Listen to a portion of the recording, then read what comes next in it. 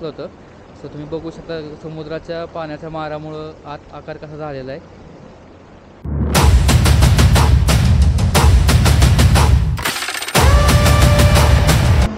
नमस्कार मित्रांनो, सुरवकर रोहन या चॅनलमध्ये सर्वांचं स्वागत आहे.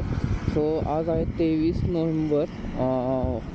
आम्ही राईडला निघालो आहे आणि मेन कॅमेरा तो खराब झालेला आहे. सो इन्स्टा 360ने मी रेकॉर्डिंग करतो आहे. माझा ऑडिओ कसा आहे ते तुम्ही नक्की सांगा. सो तो आता आला की आपण निघूया. तो खंडाळामधून येतो आहे. मी हायवेला येऊन थांबलेलो आहे. आपलं आजचं डेस्टिनेशन आहे हरिहरेश्वर मंदिर. हरिहरेश्वर जे आहे कोकणात, तिकडे आपण चाललेलो आहे. साधारण 4-4.5 तास दाखवतो इथून. सो माझा आवाज कसा येतो तो नक्की सांगा, कारण एक्सटर्नल माईकनं मी रेकॉर्डिंग करतो आहे. ह्या कॅमेराला जर माईक हवा असेल तर त्याला एक सेपरेट अडॅप्टर घ्यावा लागतो आणि सेपरेट माईक घ्यावा लागतो.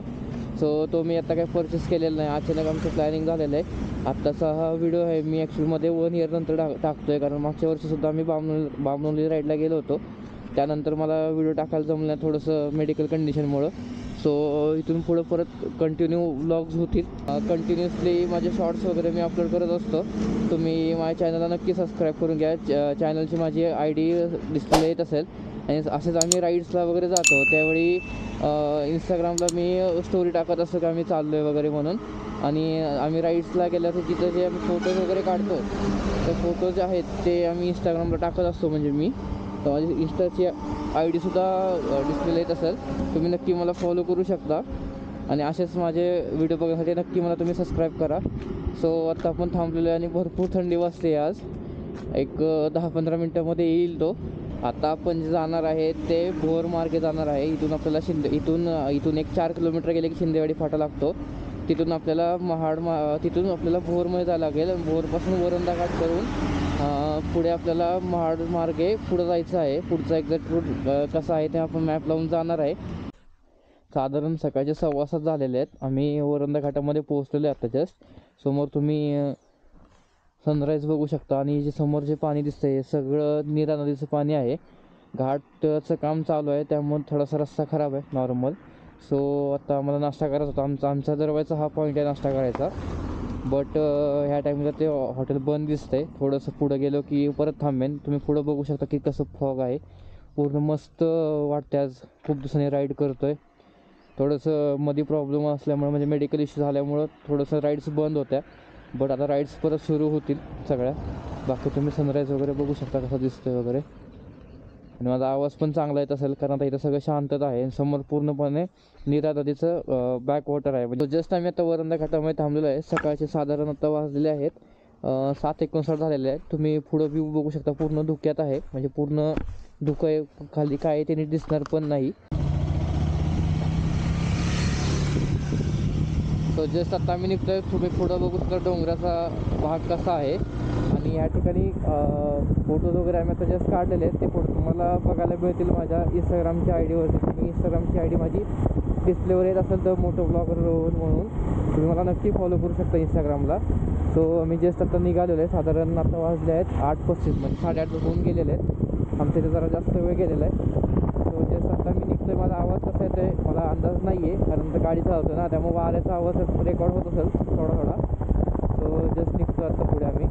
आणि व्ह्यूज तुम्ही बघितलं की कसे आहेत. एक नंबर आहे हा एरिया. आणि आता इथून पुढं हा घाट सोडला की कोकण लागेल आपल्याला, म्हणजे कोकणाचा एरिया सुरू होईल. तो अजून टोटल 100 किलोमीटरचा अजून पट्टा आपल्याला हे करायचा आहे, कवर करायचा आहे. सो बघूया आता कसं काय. अजून नाश्ता केलेला नाही आहे आम्ही. नाश्ता करून थोडा आम्ही पुढे जाऊ.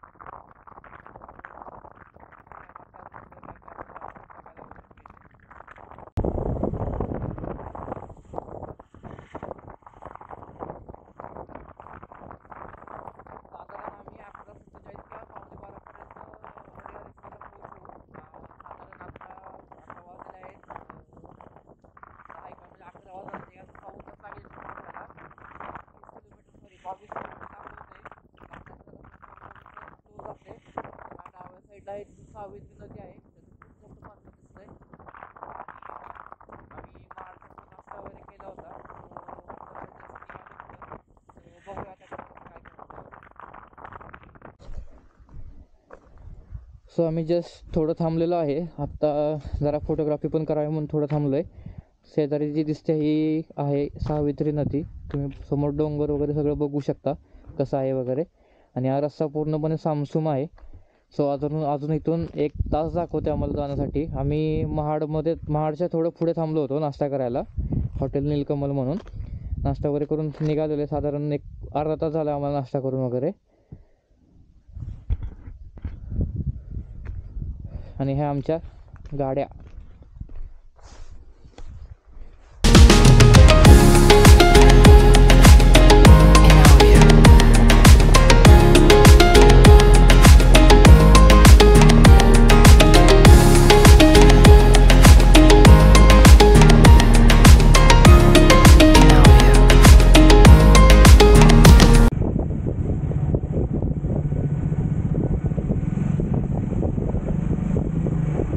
सो जस्ट आम्ही हरिहरेश्वरचं जे मंदिर आहे, आम्ही जस्ट आता गाड्या पार्किंगला आम्ही लावलेल्या आहेत. पार्किंग करून आता मंदिरात जाऊन आपण दर्शन वगैरे घेऊया आणि पुढचं प्लॅनिंग करूया कसं काय काय वगैरे असं करायचं. समोर तर आम्हाला इथं बीच दिसतोय. सो बघूया आता कसं काय काय होतं.